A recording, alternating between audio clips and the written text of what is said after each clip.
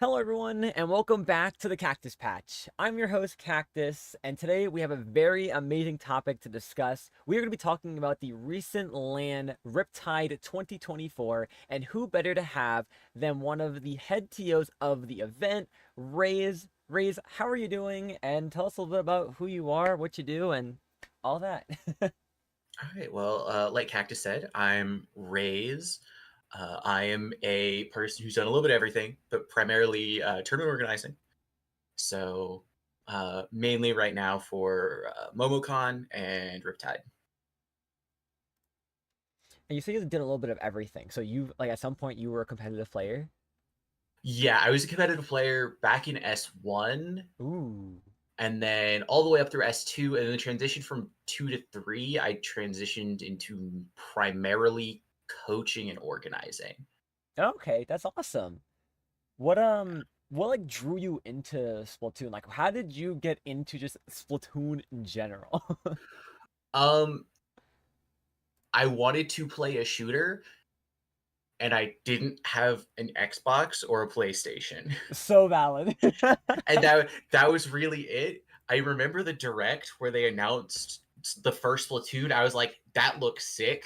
And I also had these illusions of grandeur, like, oh, I'm gonna get so good at this game, I just will do it as a career. Yeah. Which like, whew, that yeah, I wish Yeah. I could go back in time and be like, that's not happening. You might be able to get close, but just don't bet on it. Yeah, no, exactly. It's like that one TikTok that went around of that kid that was like, my dream is to be a competitive Splatoon 3 player. Well, and like again, you could you could probably get close, just Hmm. not right now. Yeah. Like we're still a long ways off from like player viability, I think. Mm. We're not like a League of Legends or a Dota or a Call of Duty or anything like that. But Yeah, I know, like, I think Smash Bros. Is, like, getting to a point where they're kind of, like, near there where it's, like, a lot of players. I mean, it helps with, like, sponsorships, obviously, for those yeah, individual players, and also, like, the fact that most of them do kind of stream here and there, but, like, a lot of them are able to kind of, like, almost career size playing competitive Smash, which is wild to think about. yeah. Well, like I would argue personally that Smash player, like there is no Smash player whose primary source of income is competition Yeah. because that's like the prize pools are not large enough, frequent enough. Hmm. Generally, I could be wrong. I'm not super up to date on Smash, but like in things like Valorant and like well, the old Overwatch League, Hmm. um, both Blizzard and Riot said this is the minimum salary that organizations playing at a tier one level have to pay their players. Hmm. Okay. So so they were actually players first instead of like streamers first. But like for a lot of other competitive games, especially Splatoon, the Hmm. only way you're going to make money is through competition, not through tournaments, at least right now. That could change in the future, and I hope it changes in the future, but that's not in the next 6 months, I'll tell you Yeah, yeah. I mean, I was about to say, like, I've obviously, like, this year has been monumental for Splatoon, at least size-wise for land, and we'll probably talk more about it, like the potential of, like, where the game's going from here, where we feel like, or how you feel like competitive might lend, and like how these lands are going, and maybe to a point where we could see in the future, like, maybe not so much like full career size of Splatoon, but like definitely a lot, maybe more sponsorships for could be both players slash teams to even the events as a whole. Um, but before we jump super far into that, I do want to just kind of know a little bit more like how you got into like this far into like Splatoon for TOing and stuff. So, tell me a little bit like about your competitive journey into Splatoon. You said you started in Splatoon 1 through Splatoon 2. What kind of yeah. teams have you been on? What were some like major accomplishments you were able to do as a competitive player? So all the way back in Splatoon 1, it started with the Hank from Nintendo. He ran a 10K tournament. He's like, if you don't have a team, message me on Skype. I'll put you on a team. That's where it started. Okay. So he put me on a team. I made some friends there, and then I wanted to be more competitive. And then one of the people who's I made friends with also wanted to be more competitive. So we tried out for this team called Dynamite. Okay. They were a Mario Kart clan, and they were also really good. So we got on that team, and then do you remember Creme Fraiche That at name all? I feel like it rings a bell. I know I got into the competitive scene in Splatoon in general a little late, but I remember doing my crazy research of just the history of the competitive scene. So that sounds familiar though. Yeah, so to kind of TLDR it, what Yeah. happened is Dynamite had a North American, like some North American players, some European players. The European players split off and became Creme Fraiche, who turned Mhm. into like a top five team in Europe at the time. Okay. And then the NA players over time turned into Deep Blues. Okay. There was a couple steps along the way, but like if you go back far enough, Deep Blues is linked to Dynamite. Okay. Um, I was never on Deep Blues, but I was kind of there when that ball got rolling. Mhm. Um, then I was on a couple other. The other probably most notable team I was on was Unity with Chara back in Splatoon 1. Um, we got a couple good fourth places in majors, but never really won anything. Mhm. Then into Splatoon 2, I was primarily like the big teams from Splatoon 2 was Notorious in the transition from 1 to 2. And then after that, I was on Enlightenment for a little bit, which I kind of like to forget about because, hindsight and all that. Mhm. And Valid. then um, towards the end, when I kind of stepped back from competing, I was on Azure, which I think is a name that a lot more people are a lot more likely to know. Yeah, but that one sounds pretty familiar to me. Like, especially because like, I feel like because it was more recent than so the other ones. That someone who got into the competitive scene Well, pretty so late, but yeah, so Azure was kind of the prequel to Cherry Limeade. Well, okay. it was Pika's team before Cherry Limeade. Yeah, yeah, So, um, like Shy 3K from Cherry Limeade, Mud Cup, yeah. or not Limeade, sorry, Azure. I have Limeade on the brain now. It's okay. And like Toast, who was a member of Euphoria, was on Limeade. Who else? Yeah, but that was kind of the um, I think the best team I was on in terms of results. And the problem was is we always faced FT1 in the round of 16, so we never got um, actually good results, which was really annoying. Yeah, that's just the unfortunate luck of the draw. I have to win Yeah, everything. I have a couple of screenshots. This was back when Kbot was still TOing tournaments of Okay. Shaq DMing Kbot going, please don't seed as their ninth. Please don't seed that ninth. We can't face them again. Oh my gosh. Which was always extremely validating to see. Yeah. Oh man, that's awesome. Yeah, that I think about that has to be cool. Just to, like have like top players back then just being like these guys like make us have to try way more than we want to. Especially, yeah, in the round of 16.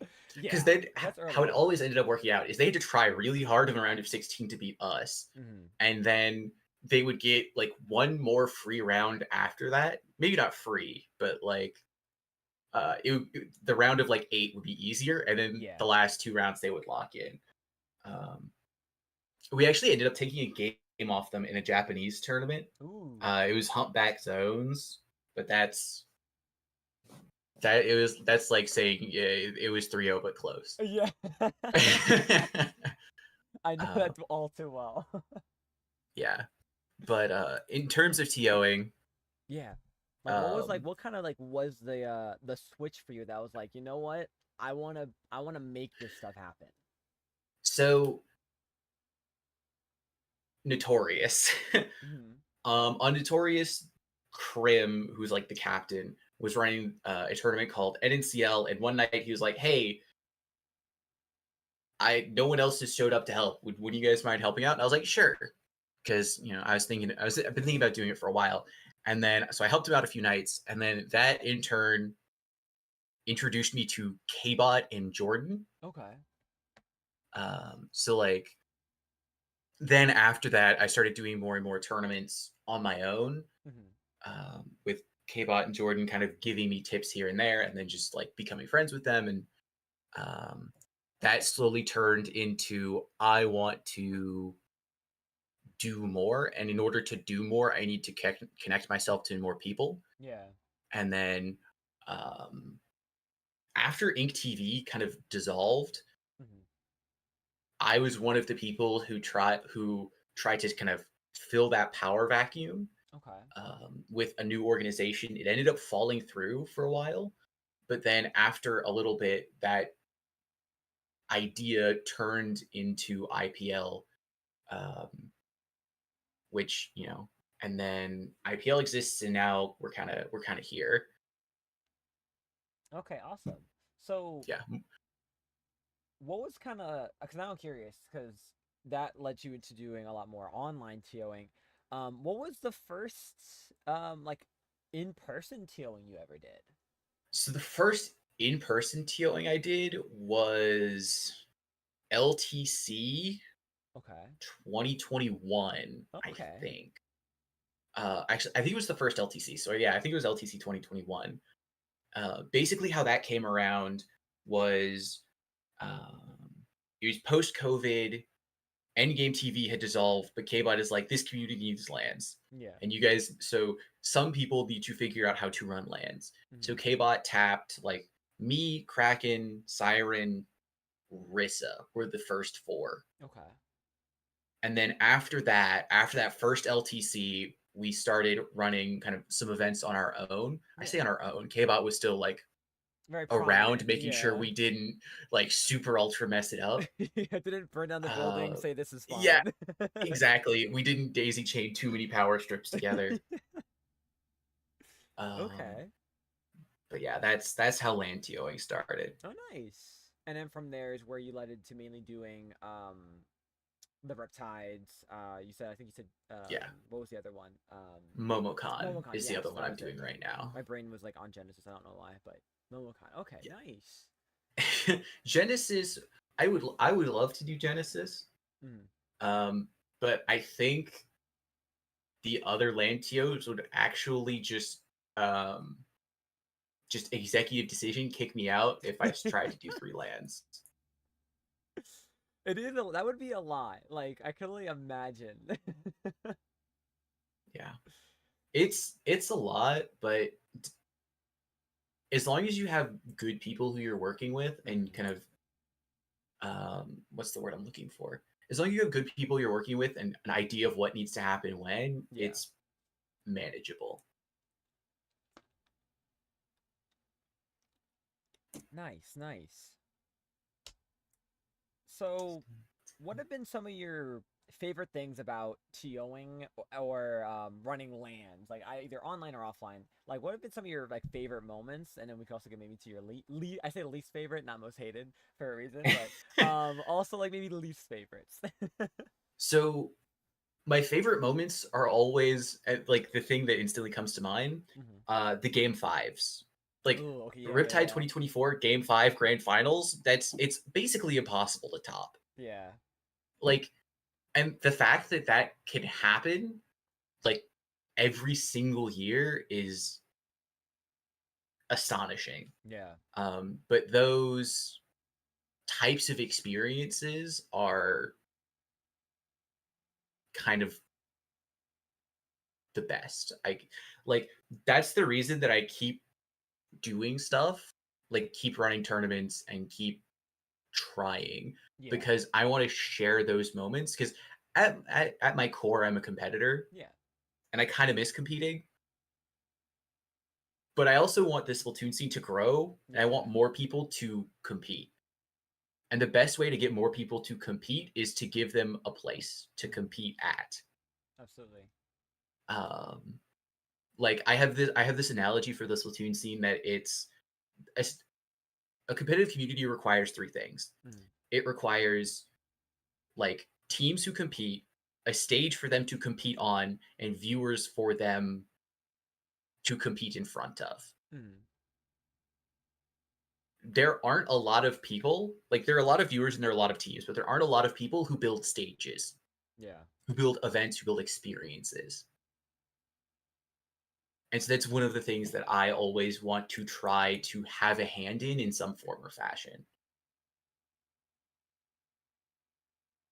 Yeah, I mean that makes a lot of sense, right? Because like, and I feel like a lot of TOs have taken kind of that opportunity upon themselves as well to help grow that because like you said, like you have that vision of being able to have this community keep growing and being able to give players this opportunity to present their skills in front of other people that same thing want to be able to see this game shine, and view how good players can really be at this game, and being able to put on that show, or not put up the show, but set up that show for them to go in front of those game and the monitors in those chairs that sometimes they knock over. Uh, Don't even get me started.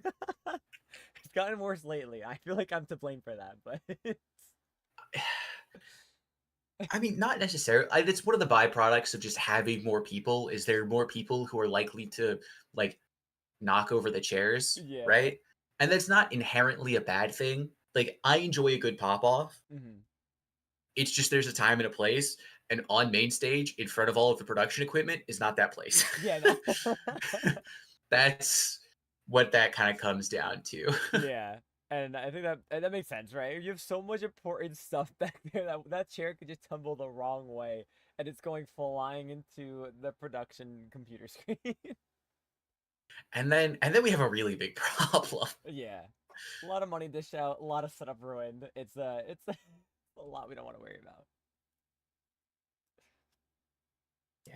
So speaking of that, of things that can just go wrong, what are some of your least favorite moments that kind of go through either TO online events or the lands?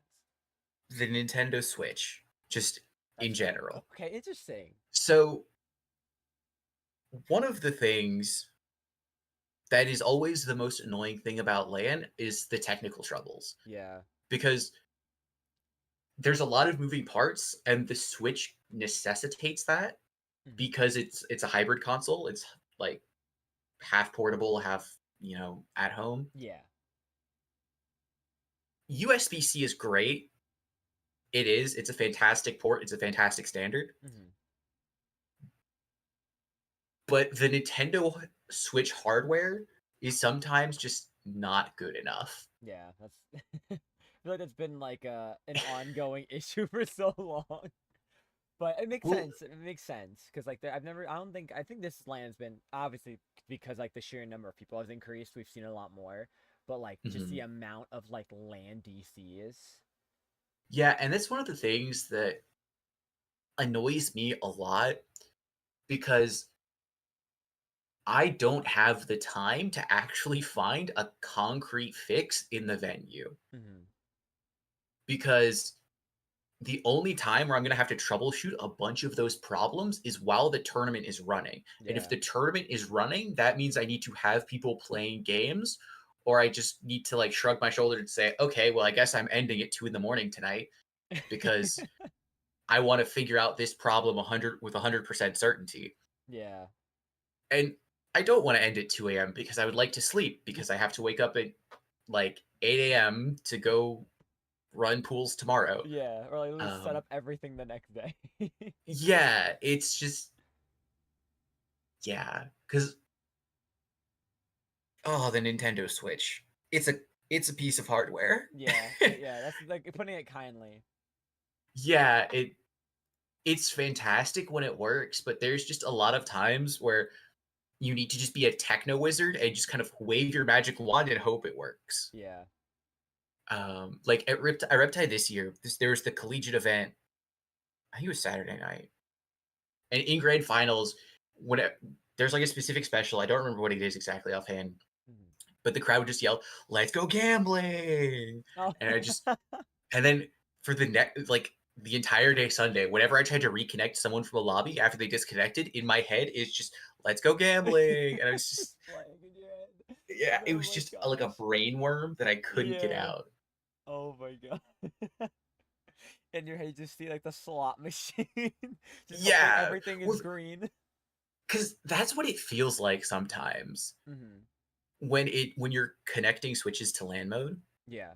Uh, because also there are just so many moving parts. Like I've already said this, Yeah. but on LAN, there's the switch itself, and there's the dock, the Ethernet adapter, the Ethernet cabling, Yep. then a network switch, a router, and that's just the connecting to LAN mode. That's not the monitor, the audio equipment, so the mix amp, the aux, Oh the yeah, yeah, USB-C power, the daisy chain cables. Like that's 10 cables per one player, and yeah, all of those are points of failure. yep. Sometimes even you have And to add on the extra cable of the player's headset because some headsets just don't work, even though they're like the right like 3.5 odds. yeah, It's just their headset just won't work. yeah, they just won't work. And like trying to figure out which one of those things is not playing well together Hmm. is really hard to do.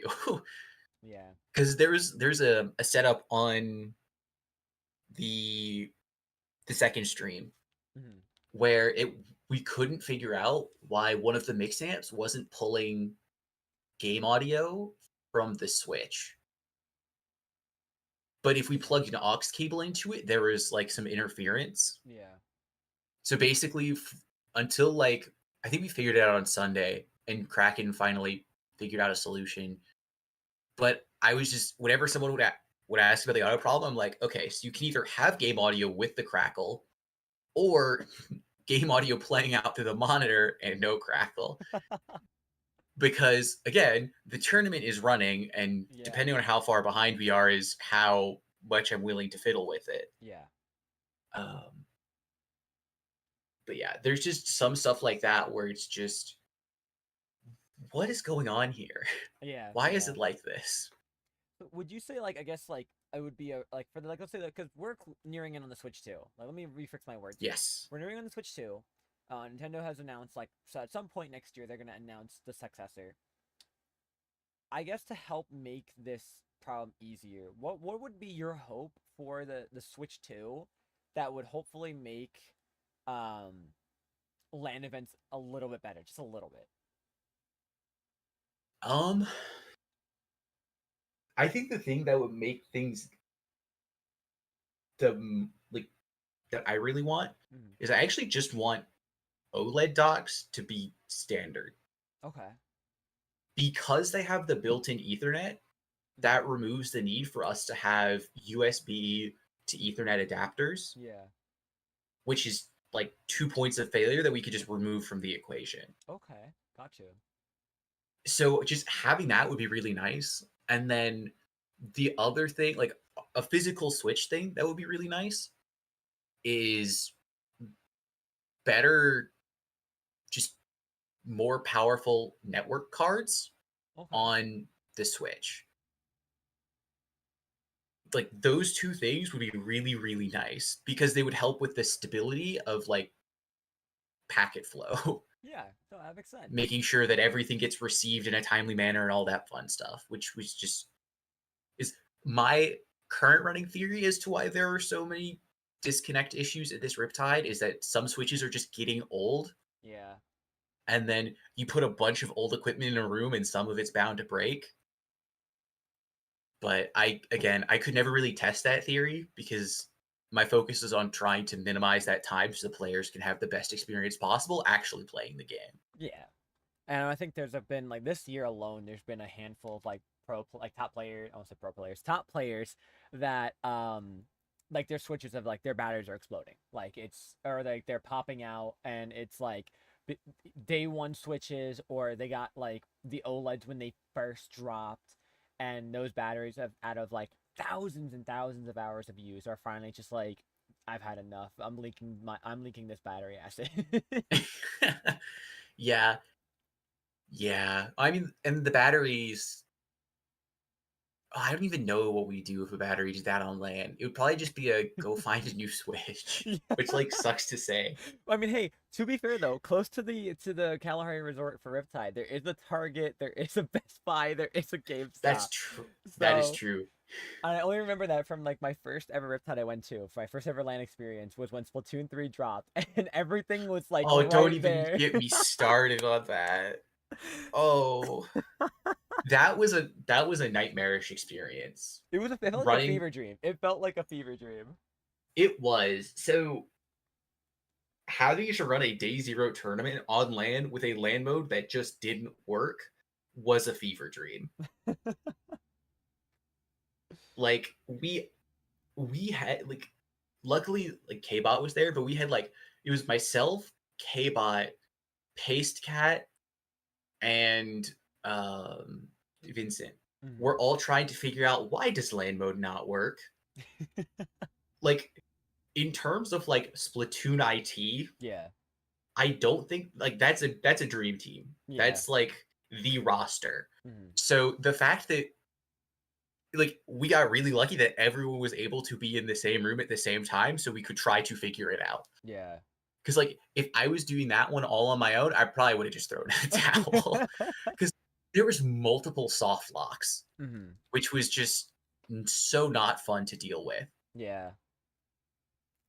Yeah, I don't think anyone. I don't even think Nintendo expected like that was just kind of. I feel like if there were any Nintendo reps there at the time for that event, right? Like it was like it Hmm. had to be like a notebook take out quickly note all of this because I don't think they expected the land to be tested that soon for that game.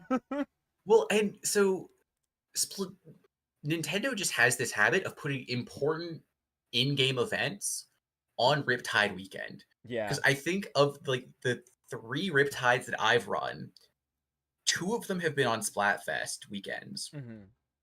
and then one of them was the Splatoon 3 release date.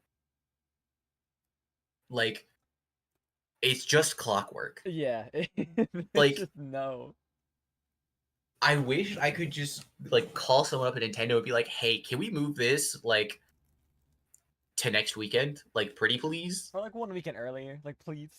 Yeah, like before or after. Can we just avoid this weekend real quick? Like the Kalahari Wi-Fi can't take it. Yeah, it's too much. Yeah, because yeah, that's right. This Riptide we had the super big run or whatever it was, the grand like best big Yeah, run. yeah, the ultimate big run or whatever it was. So yeah, it'd be so kind if just this once they could spare they could spare us. I would really appreciate it. Oh man. So I mean, speaking of Riptide, right? I mean, Hmm. we could talk about all the Riptides as a whole. Like we can go down the line. For me, when the first one that you started and to now, but this Riptide officially the largest Western Splatoon 3 LAN. First, hearing Yeah. that, how does that make you feel? Knowing that like that happened. It's I don't know. It feels weird Hmm. because like it just happened, but calling it the biggest doesn't really like sink into my brain. I get that. Yeah. Like it's just a oh yeah, that's the thing that happened. Like I had the same type of moment when we were walking out of the venue on Friday night, which was 107 teams played today, and we only finished an hour behind schedule. God, only an hour is insane. Only an running Yeah. Swiss pools. All We best of only fives, which is crazy because yeah, usually they're all play best of all three. fives. Usually they're play all three. Yeah. So online, yeah, they're normally play all three. Yeah. Hmm. Yeah. Which Wow. it was just kind of one of those moments where it was like, oh wow. S I mean, I feel like it's kind of hard because, like, I feel like our online tournaments are always getting bigger. So it's like every time we're breaking a record. And I feel like this year for lands that happened too, right? Like each major we had, had a record broken. Each local that happened had a record broken. It was like it was like it's like a consistency of hitting new numbers that are higher and higher. It's just kind of like almost expected at a point, but to the degree from like LTC this year to Riptide was I think like a 30 team difference, which is insane to think about. Yeah, it's crazy. So also, yeah, it's just crazy because part of me hopes this growth continue, but there's a little like nihilistic part of me that's like event like surely interest has to fall off soon Hmm. because we're reaching the end of the content, like the 2-year patch cycle Yeah. or the 2-year content cycle. We're probably going to get patches for a while longer, but will the players still want to engage with the game at this level in 6 months? Yeah. or in like a year? Like, are we going to be able as a community to maintain that kind of presence? And I think we can. It's just going to take a lot of work and figuring out new ways to do things. Hmm. Yeah, I know like a big thing is like obviously like you mentioned like the content aspect, right? Like at some point there most patches are going to be very minimal and it's not going to be a lot of change for any weapons, any specials, how certain things work in the game in general. And I know like for Splatoon 2 like there was such a long dry period that's why we had such a massive dip from like towards the complete end of 2 announcement to 3.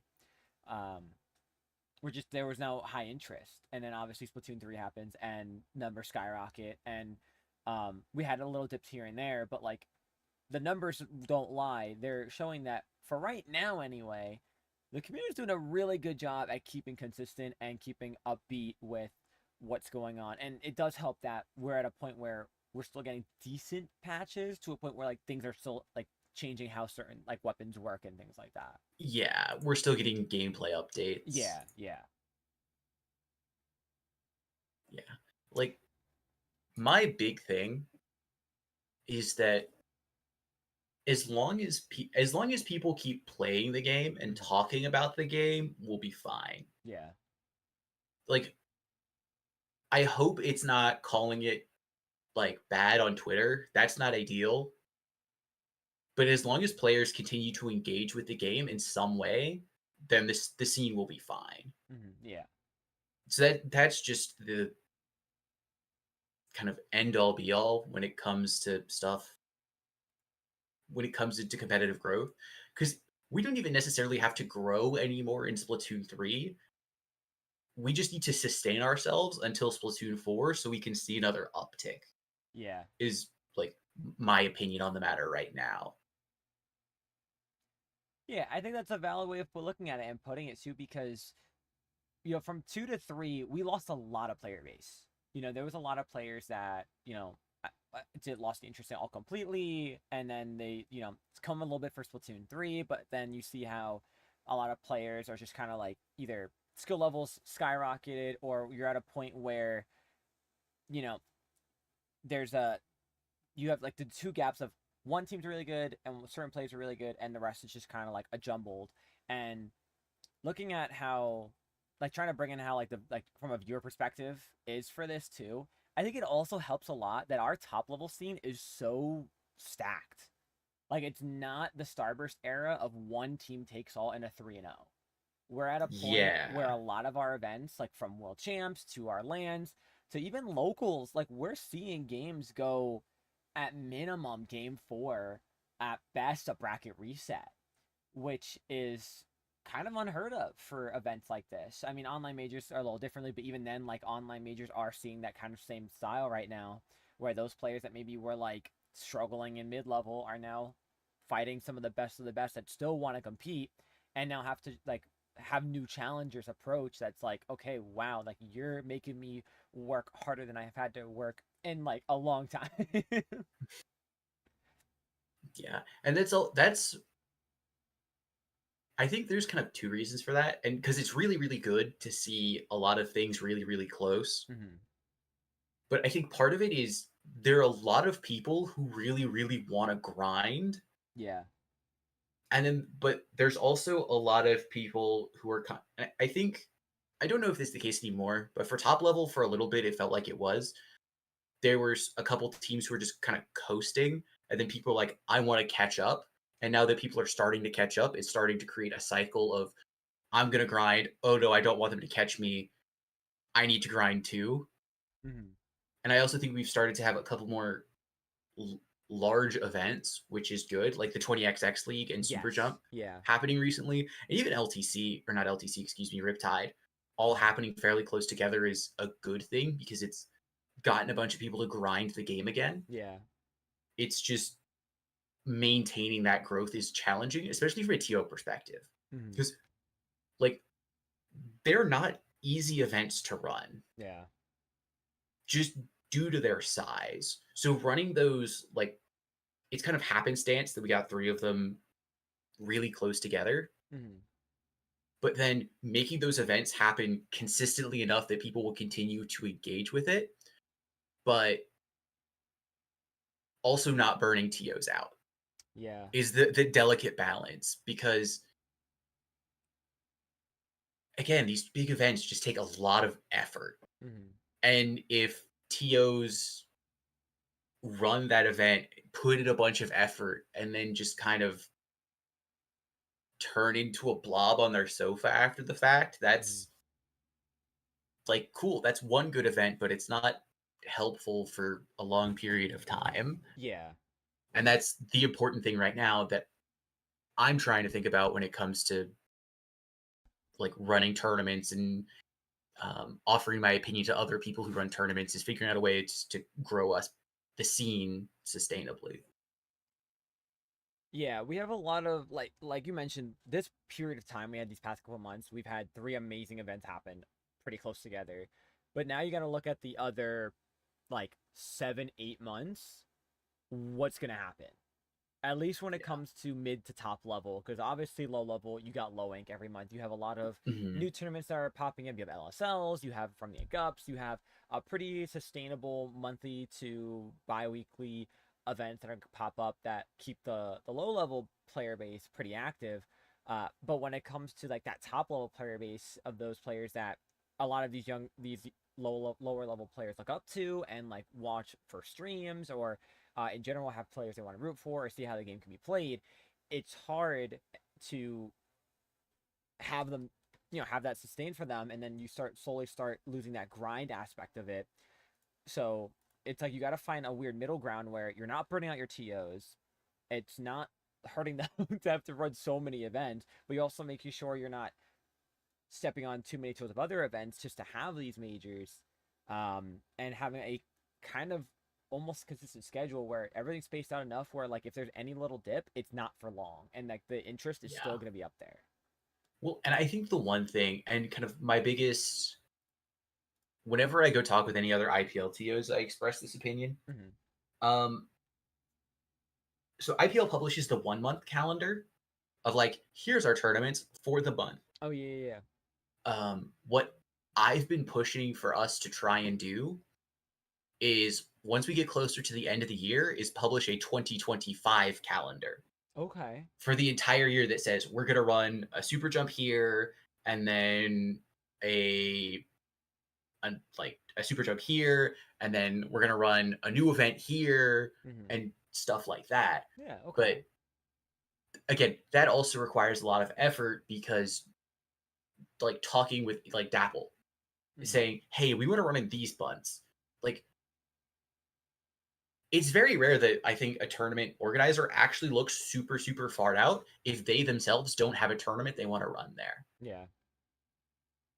Because like why would I even start considering running something in March of next year when it's like August? Yeah. Yeah. But I think that's one of the things where if like like the TO Guild, for example, published something like that and said, "Hey, top players, here's your schedule for next year. Go grind the game." Yeah. I think they would. Yeah. It's just a matter of getting all of the necessary people in the same room, which again is somewhat challenging considering there's a bunch of those people are European, and then like trying to get a bunch of European people and a bunch of Pacific time zone people in the same room can be challenging on the best of days. Mm-hmm. Yeah. Unless you have like the rare case where like throwback to like the Nintendo guidelines where every The TO that could be awake was awake, seeing this all go Nintendo down. guidelines, I remember when they first came out and everyone going, "Woe is us, everything is gone." And then I remember going and reading them and being like, "What are people talking about? Yeah. These are fine. Nothing's changing." Yeah.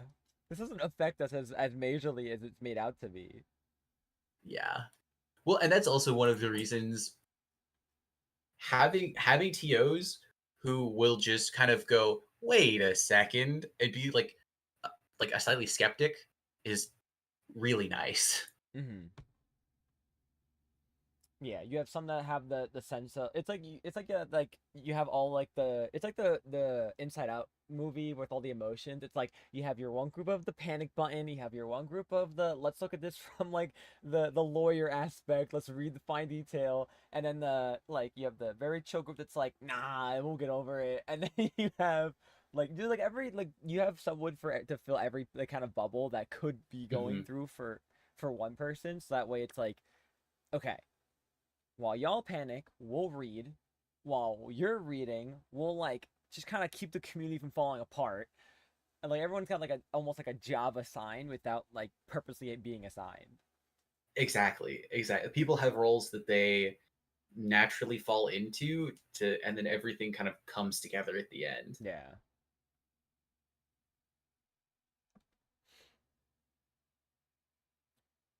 So I do want to hop back discussing to Riptide. Did you ever think we get this far when it comes to like the size of like Riptide? Like No, 107 teams, or I think it was technically 105. it was 107. 107. It was All 107. said and Okay. done, 107. Like like doing the math for that, that's like four players times you have 400 plus players all I, competing in one weekend for this event.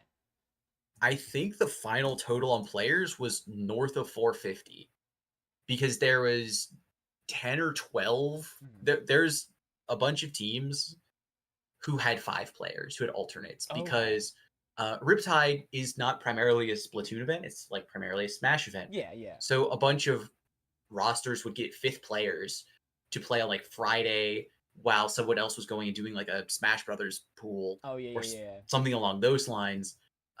This was also kind of the first LAN due to its size where we said we are doing all of our pools on Friday. You Mhm. will need to be at the venue at some point on Friday. And Yeah. if you can't be, get a fifth player, or on day of, you can find an alternate and we'll figure it out.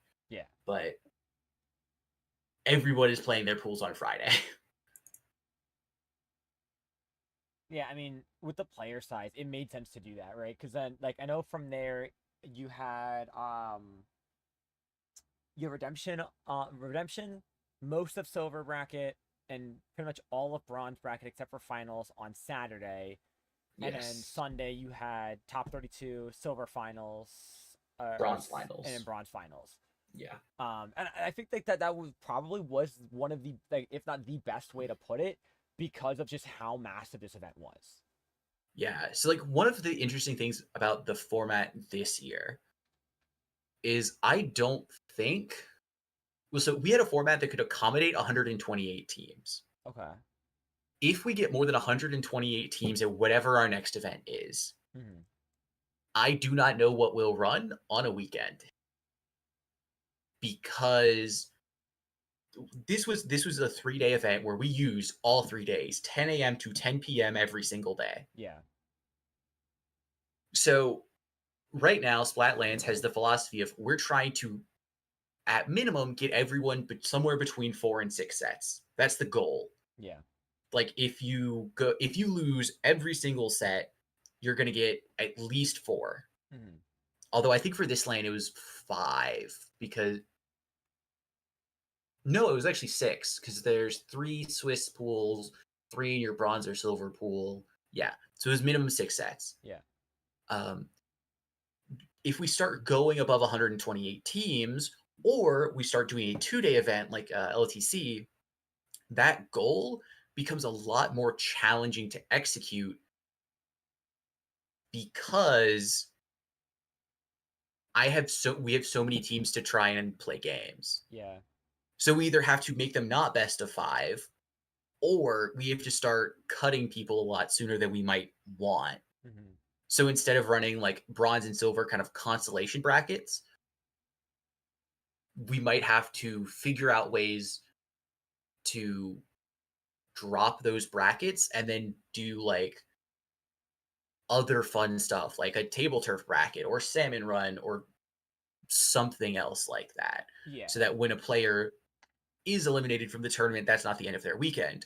Or you could just run it something like MomoCon, that's a huge anime convention. And if you go to oh well, go enjoy this huge anime Yeah, convention. yeah, no, absolutely. I mean, considering the size that this Riptide was, do you think we're gonna get to that point? And if the answer is yes, how soon do you think?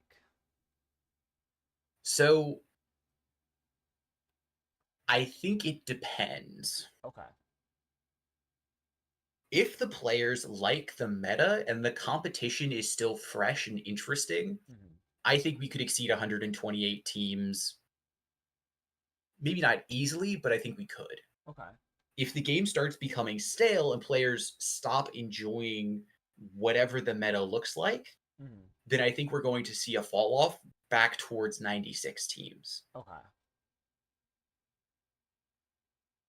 And then once kind of the Switch Pro or Switch 2 or whatever, and then Splatoon 4 gets announced, that number is going to trend back up. Yeah. Okay. But right now, it's, I think, primarily a community issue on how many teams sign up, not a like Nintendo issue, essentially. Yeah. Where, because the community has to make up their mind on, well, do we really really like this, and if we really really like this, are we willing to drop like a bunch of money to travel to an event for it in person? Yeah. Okay. That makes sense. I mean, it is very dependent on the community's thoughts for the game, and that's it's kind of like a chain effect, really, for you know, does this update make or break this moment in time? Do I like what it did to it? If I do, great. If I don't, do I still want to play regardless in hopes that the next one's better? Because, I mean, for a while during like the second, yeah, roughly the Splatoon 3 second year lifespan, we had a lot of updates where it's just like, this is terrible, this is terrible, this is terrible. Oh, okay, wait, this is not that bad, and but that kind of waiting around for that one update is enough to throw a lot of players off. So it was kind of like a good thing where the recent 2, 3 patches we had weren't terrible. So the interest was still pretty peaked. It also probably helped that around this time we had these major in-game moments of the Grand Festival, the grand big run event, where Yeah, those were announced months prior, and a lot of players are seeing that and they're like, oh snap, like this is getting good. And then of course you have a lot of the like content creators that are helping push in the game still because there's still more to update it. it definitely helps. It helps a lot. Whenever Nintendo announces events like that, it invigorates the community in ways that it's much more challenging Hmm. for like grassroots TOs too. Yeah. Because I can go say, "Hey, I'm gonna run this tournament, this event at the Kalahari Water Park. It's gonna be great. You should come." And people are gonna go, "Okay, that's cool." But then Nintendo goes, "Hey guys, we're gonna do a grand big run. Isn't that really cool?" And everyone goes, "Oh my god, yes, that's gonna be awesome. I can't wait." And that's just due to the nature of how much more reach they have Yeah. as a Yeah. corporation. Yeah, yeah, absolutely. That allows them to really kind of ignite that spark a lot easier than it's like, hey, we're gonna have this Splatoon event. You should totally check it out and compete and like help like make this community whole. Mhm, When exactly. then send they're like, Here's big funny fish running at you. Go kill it." Here's big funny fish. Have fun.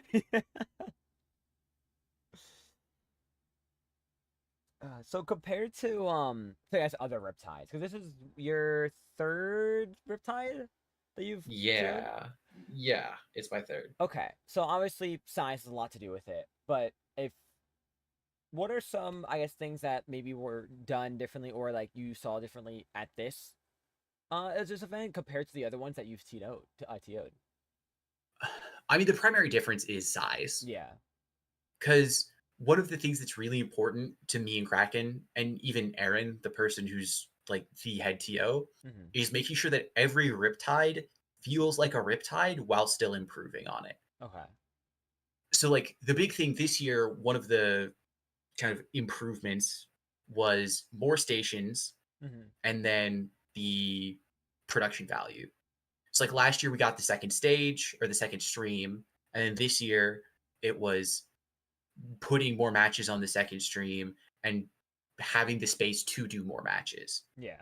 And then also like um, level one just kills our stream every year in like the best possible way. Hmm. Um, like yeah, big shout outs to level one. It would not be the same without them. Yeah, I mean Um, the production is always top notch, and they put so much effort into making it enjoyable, like all around. So, I mean, they put in work, and it's noticed. yeah, it's but like other than that, the big changes. Oh, like this year we really were just focused on how do we maintain the same quality at such a large scale. Like that was the big administrative challenge this year for like Yeah. me and Kraken. Okay.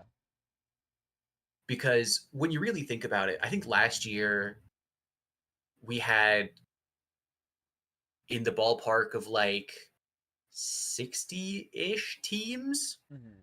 Actually, I can go look it up real quick. About to say, if so, wow, that's Um, that's practically doubled a year later, which is insane to well, think about.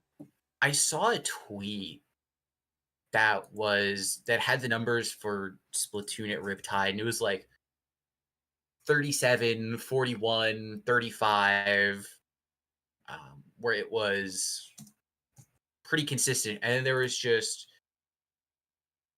107. And like it was just a big jump. Yeah. Teams for Riptide 2023, Splatoon 3. Splatoon 3, oh, was 72 teams last year. Okay. So that's an increase of like 30 teams. Yeah. Which is still a lot. Like, that's Yeah, we crazy. had four more stations, like four more matches that we could play at the same time, Mm-hmm. which is a lot more tech that can go wrong. Yeah. So Yeah. yeah, I mean, I guess me and Kraken were other. very like, Yeah.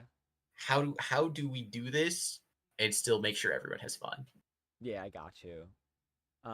Compared to like the previous events, would you say there was more technical issues this time than the others? Or like was it actually maybe like roughly the same? It's hard to say. Mm-hmm. Naturally, just due to the amount, like more equipment means more technical issues. Yeah. So there are going to be more tech issues. That being said, it felt like the same amount to me because I'm going to basically every station all of the time and saying, okay, do you have any problems? And Mm-hmm. then yes, no, maybe so. Yeah. And then moving on from there. Okay. There were definitely more disconnects this year than in years past, Mm-hmm. which makes me a bit sad, honestly, Yeah. because like the whole purpose of LAN is to not deal with online shenaniganery, Yeah. and then having all of that happen kind of anyway just pulls the winds out of the sail, so to speak. Yeah, I know what you mean. I mean, I will say though, it is nice to see that like the community was able to have fun with them when they would happen. For the most part, right? I know there were a couple like situations that were just kind of like spur of the moment. What do we do? But like whenever it happened on stream, you always heard the audience just start clapping and cheering for the VC, which I think is a really good audience effort. I really think that like it helps keep the morale going. Yeah, which and again, that playing in front of a crowd is always so much fun. Yeah. It's awesome. Especially if like even if you're not on stage, like just being able to like have players around you. If you have a really entertaining or hype set going, you just form that little bubble that you don't realize is there until you finish a game, or like if you're on your last game of the set, you just start looking around, you're like, oh, there's a lot more people here than when I started. Yeah, yeah, that's one of the things when teams really lock in. It's just and they come up for air, so to speak, and they go, "Oh, why is everyone here?" Yeah. And every other match is finished, and they Yeah. just have to look and they look around and go, "Oh, oh wow." Yeah. That yeah. I know that happened with I think it was one of the last sets happening on the stations before they started switching to main stage. Um I want to say it was one of the last matches for Triggerfish Zone Supremacy. They had a game go to all the way Mhm. to a game 5, and just like the amount of people that formed around the setups only because every other one had finished. And word quickly spread, obviously it's going to game 5, like this is like two really good teams going this far. um but it's just incredible to see that, like, yeah, I mean, you could literally just think it, you're just trying to lock in and keep going for top 32, and then, oh hey, there's a massive crowd here to cheer us on. Yeah. Yeah, exactly. So what are some things at this Riptide that you saw that maybe you didn't expect to see? Now I know in this question I put over a couple random like comments of items and stuff, but maybe things that aren't like physical items, or maybe things just in general that maybe you saw that you didn't see it go out to see at previous Riptides. Like, what are some things that were different this year? Um, one of the things I didn't expect to see that I ended up seeing was Tori, I think Tori PNG has Mm-hmm. like a booth where they sell stuff. Oh, yeah, yeah, yeah, Their line went because they were in the main smash room. Their line yeah. went out the door and like around the corner. Oh my. Oh yeah, Their that was like a line was 2 hour wait. huge. So I I forgot was about going that. out to like fill up my water bottle or something like that, and I came Yeah. out and I'm like, what is this? And like there were just there's people like sitting in the line. Like seeing that was just kind of like wow. It kind of made it sink in like there are a lot of people here who like Splatoon, and Yeah. they're all staying in line for this specific thing. Yeah. And also seeing the table turf stuff, I didn't get a chance to like go like physically. I saw it set up a little bit on Sunday, but like seeing that was just kind of unexpected, but like a really pleasant surprise. Hmm. Yeah, it's nice to see other things set up that aren't like for the main purpose of the game, like the table turf, the art alleys, the what else was there? I know there was even just like on the friendlies, right? Just seeing so many people like be able to like load up salmon run, but like not just because like they felt like it, or it's not for a scrim, like literally for like an in-game event. Um, is really cool to see that like these players are able to find other opportunities when there's downtime. Yeah.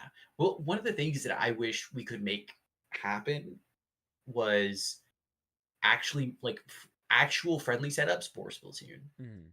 Because at this Riptide and kind of all the Riptides in the past, primarily, we haven't been able to have friendly setups Mm-hmm. because due to the number of teams we have, we try and we're trying to get teams as many games as possible. Our formats take us a bunch of time, like again, from like 10 a.m. to 10 p.m. Yeah. So, and then after that, me and Kraken just put the key in the door, lock it, and leave so that we can go get ready for tomorrow. Um, so like getting more friendly setups, it would be like my next like, hey Aaron, please. Maybe just like two more. Yeah. Yeah, no, I get that. I mean, if I know that's a question that does pop up a lot. Even like as someone who goes to like, because since there is a local Splatoon scene near me, Mhm. like that is a question that does pop up a lot. It's like, will there be at least like one station for friendlies? And it's like, unfortunately, it's just because of how much these events are growing. It's just kind of like if there's downtime and like if teams are looking to scrim, you get here early enough, by all means. But like, unfortunately, after that, like we got to get matches done. Yeah. Well, and it's also one of the things Splatoon setups are very equipment intensive. Mm-hmm. Like I talked about it a little bit earlier, but there's the audio mixer, the switch dock, the Yeah. monitor, like and then all of the stuff that needs to connect it together. So Splatoon setups aren't cheap to rent for a weekend. So Yeah. unless you have players playing on that station almost 24/7, it's kind of a hard expense to justify. Mm-hmm. Like in the past, in Riptide 2023, there was a stretch goal for Splatoon that was like, if we got like 64 teams or something, we would have two friendly setups. Mm-hmm. Um, and like what those turned into was basically just so like the networking equipment was plugged together, but they didn't have any audio really, because we needed all of it for our tournament setups. Yeah. So stuff like that is much harder to get together than I would like because I wish I could have friendly setups basically all day. Mm-hmm. Yeah, it's just hard to because you need them for the purpose of the main attraction, really, which is the tournament. Exactly, exactly. So, what are these kind of like conversations like when it comes to setting up like Splatoon majors, considering that Splatoon is kind of like the little brother, right? In this kind of land scene of like, hey, like big buff older brother Smash is looking to run another event. Little Timmy Splatoon and their tricycles, like, can I tag along? So So, yeah. um, Splatoon has actually grown enough. We're not really the little Timmy anymore. Okay. Like, well, so for the first 3-ish months of Riptide registration, Hmm. Splatoon was keeping pace with Ultimate signups. Wow, that's crazy. Um, and I think at LTC this year we beat Melee in terms of signups. Oh man, yes, Um, I remember the crowd difference from Melee to Splatoon. Like that, it was because I was physically like I was one of the people there. Like that was one of the talks out after finals. Like was Splatoon finals, and then holy snap, like Melee is like non-existent right now. yeah. Well, and Splatoon crowds in general are just like the best. Yeah, yeah, Like whenever a Smash player comes over and looks at like the Splatoon crowd, they're like, "What's going on here? How much are you paying them?" yeah, And like like our crowds are just chef's kiss, just the hmm, best. yeah. Yeah, I mean, it's not every day But you like get the crowds literally screaming every game, "Ready, go!" yeah, but like the conversations in terms of like setting stuff like this up Hmm. is it's mostly just us like going to Aaron and saying, "Here's how many stations we think we're going to need this year," and then here's something. Can we do these things in terms of like advertising and like, hey, we want to have Chara run an ad for us. Can we like get his pass comped? Yeah, Like just stuff like that, yeah. where it's kind of small asks. Like the biggest ask is at the beginning going to a new LAN organizer, someone who we haven't worked with, in the case like Big House, for example, and going, Hmm. hey, here are the reasons you should bring us. Like that you should have us show up to this event. Hmm. Because like that sell is a lot harder than getting everything else after that. Because once they kind of agree to have you, once it's publicly announced, they're air quote stuck with you. Hmm. They have to make sure it runs well so they can make their money back next year or even the year after. Yeah. Like um this past year for MomoCon, that was kind of the case of just running a small event so that when things happen in future years, they they know all the bumps, the potholes, the things that might not have been obvious at first, and they Hmm. can adjust for those once that event grows. Yeah. It's a long-term investment for them. Like you're trying to Exactly, pitch a long-term exactly. investment. Yeah, and like pitching that long-term investment to a scene that's barely profitable to begin with Hmm. is challenging. Yeah. Um, but it's just a matter of finding the right people to talk to. Because a lot of people also want Splatoon to work. Like there are a lot of Smash players who think Splatoon is really cool, Hmm. So like if I put Splatoon in front of a Smash player, they're going to watch it for the most part. It's just trying to get it in front of them. Yeah. Okay.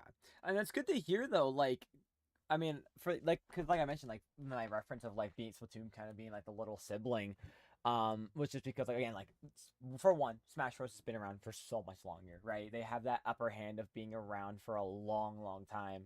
And Splatoon only recently, like with the release of three, has been skyrocketing, with the kind of the amount of player base that we've been having. So it's really cool to hear that as a community and as when it comes to running these events, like it's not kind of like a talk of like, we gotta pitch it again and again. It's kind of like they know, they see it, they're ready. Yeah. Well, it's we have this graph at Splatland that I think we've published a couple times Mm-hmm. that it's just a bar graph showing like every Splatoon LAN ever and like how many entrants it got. Mm-hmm. It, we could put that in front of anyone and say, look, it's trending upwards. Yeah. Like there are a couple notable exceptions, like this year at MomoCon because it was 2 weeks away from LTC, only got like 50 people. Mm-hmm. But also, I go to the MomoCon organizers and say, yeah, LTC's unfortunately probably not coming back. So there's going to be a hole in the market right here that we could move into. Yeah. And they like the sound of that because of how large LTC was. Yeah. Absolutely.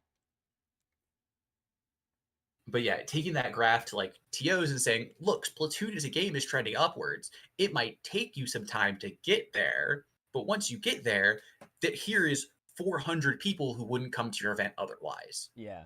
And when you start phrasing it like that, a lot more people start taking notice. Mm-hmm. Yeah, because that's a big number. Like that's a big number to have to try to turn down, and especially with considering how like again, there's so many photos, so many videos, so much talk that goes around after each event for Splatoon. That of course is like next to Smash Bros. That there's going to be some intertwining, and I know there's already like some. I've seen on social media here and there after like LTC, a little bit for Genesis, of it's like some Smash players talk about Splatoon, Splatoon's talking about Smash, so it's like the notice is there, and I think it also helps. There's a lot of people from productions from those other games that see Splatoon and like even come check it out. Like I want to say Riptide this year, I Yeah. saw a couple people like commentators from Smash Bros that I've seen from the posts that Riptide has made, and even from just like in the past when I've watched like older Smash Brothers commentary that like are still commentating for Smash Bros, but they're like, hold on, let me check out this other game that's in the other room. Oh wow, this is a lot of people in here. Yeah. No, that happens a fair bit where like again, Smash players will be like, "What's going on over there?" and then walk over and just be like, "Wait, this is really cool." Like Yeah. and that's where the crowd plays a super big role. Even if they don't know what they're watching in terms of I don't know what's going on, you can if just based on the energy in the room can understand that it's people here are having a good time and they have a reason for that. Yeah. And that's really what it's all about. Is just is being able to give that many players the opportunity to have a really good time at the event like this. And it's even better when you have just so many numbers. Like I don't think I've ever seen so many posts like on like Twitter of people being like, "I'm so sorry to say hi to everyone. This land Yeah, was massive."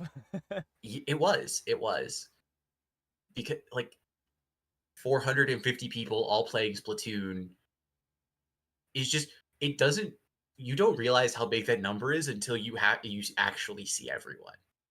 Yeah, yeah.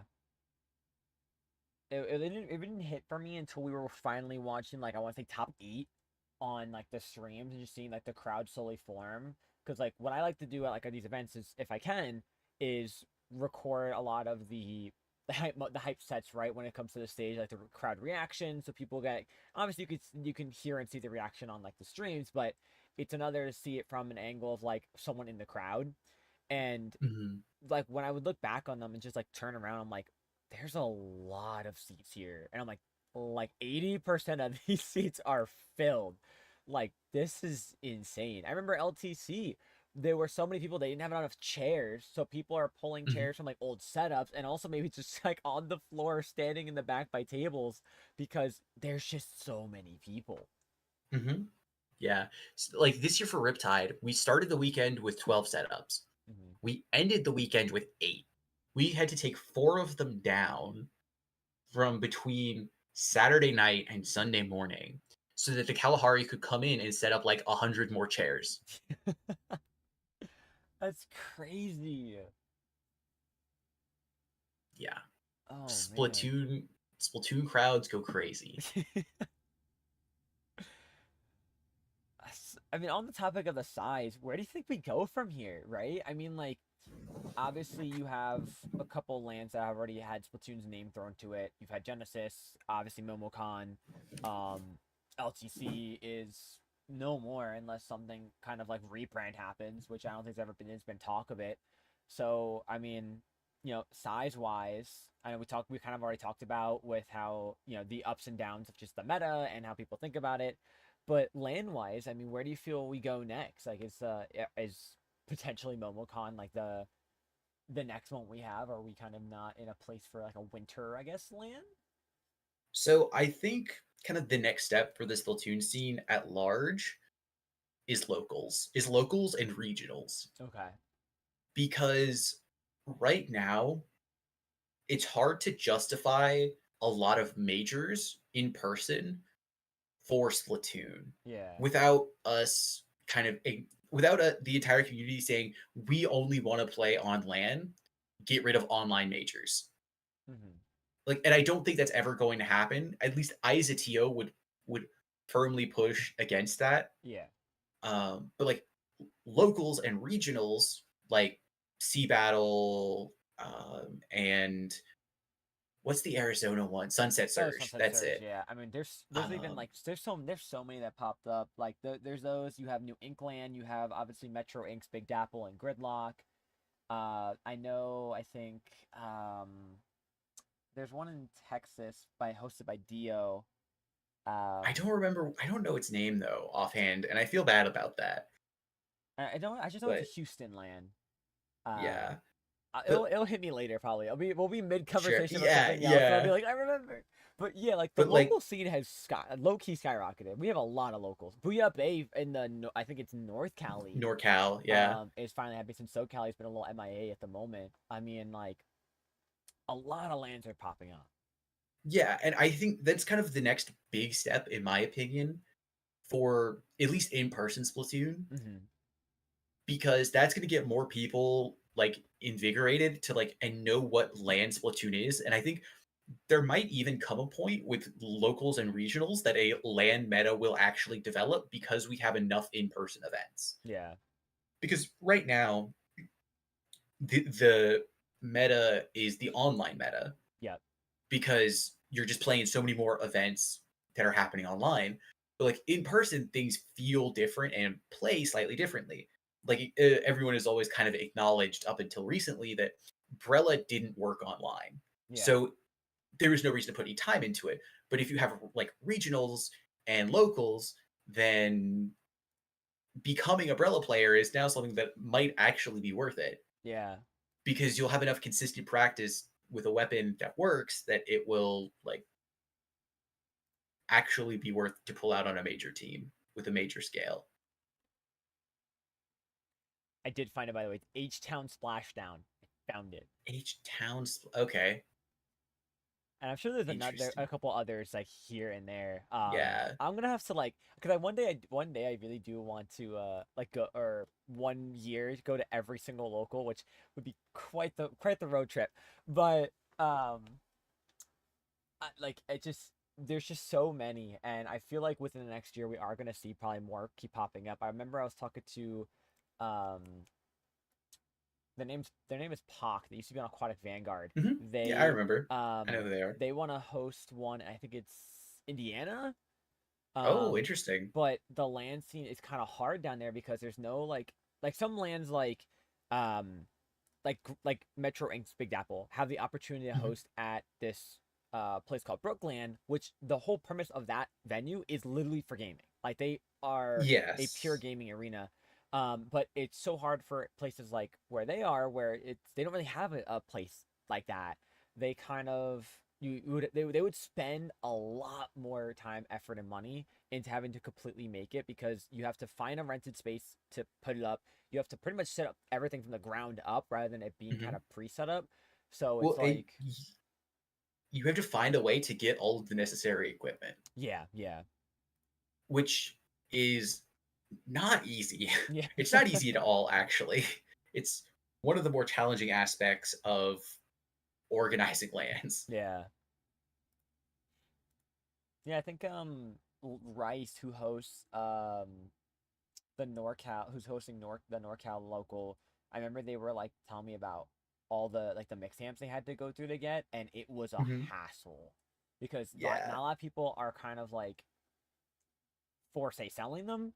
Um, Hmm. and also it's like the more that these are being bought out, the more expensive they're having to be resold or like sold in general.